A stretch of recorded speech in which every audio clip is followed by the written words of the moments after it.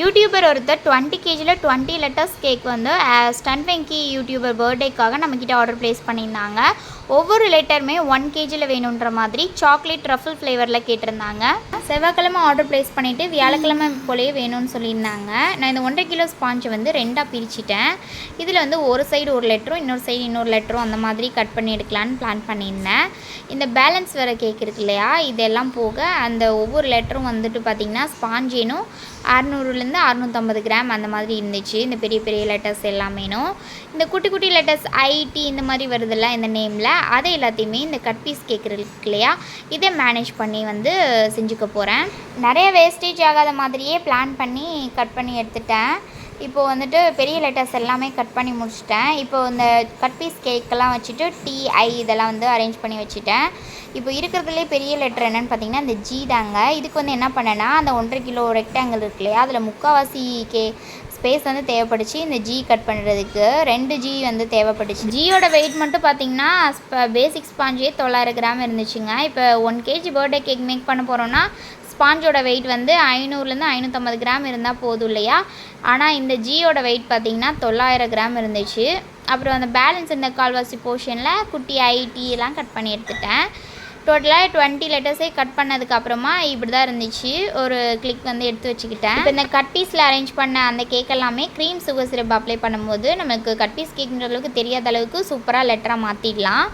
இப்போது வந்துட்டு ஒவ்வொரு லெட்டரையுமே நான் 2 லேயர்ஸாக மட்டும் போட்டுக்கிறேன். இப்போ ஃபஸ்ட்டு லெட்டர் என்னென்னு பார்த்தீங்கன்னா இந்த எஸ் தான். ஒவ்வொரு லெட்டரோட ஃபைனல் லுக் எப்படி இருக்கும் அப்படின்னு தெரிஞ்சுக்கிறதுக்காக நான் என்ன பண்ணேன்னா ஃபஸ்ட்டு ஒரு லெட்டர் மட்டும் நான் ஃபைனல் லுக் எப்படி இருக்கும்னு ஃபுல் ஃபினிஷ் பண்ணி உங்களுக்கு வீடியோ ஃபோட்டோ வந்து சென்ட் பண்ணுறேன். அது ஓகேவான்னு சொல்லுங்கள். அதுக்கப்புறம் மற்ற லெட்டர்ஸ்லாம் நான் செய்ய ஆரம்பிக்கிறேன்னு சொல்லியிருந்தேன். எஸ்க்கு வந்து நான் சுகர் சிரப் அப்ளை பண்ணிகிட்டு இருந்தேன். இன்னொரு பக்கம் என் ஹஸ்பண்ட் வந்து க்ரீம் பீட் பண்ணிவிட்டு அதில் சாக்லேட் கனாஸ் வந்துட்டு சேர்த்து பீட் பண்ணி எடுத்து கொடுத்துட்டு இருந்தார்.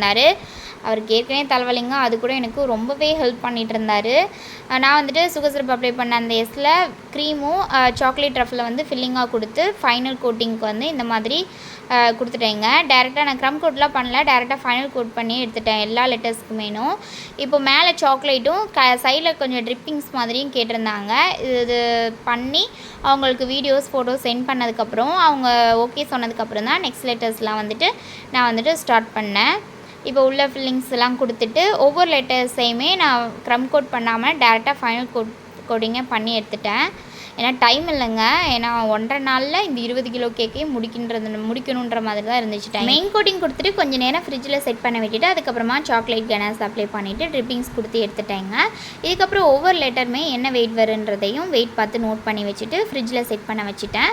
ஃப்ரிட்ஜில் செட் ஆன எல்லா கேக்கையுமே எடுத்துகிட்டு போயிட்டு நைட்லேருந்தே பெட்ரூமில் ஏசி போட்டு அங்கே நிறைய செல்ஃப் இருக்குங்க, அங்கே வச்சு செட் பண்ண விட்டாச்சு.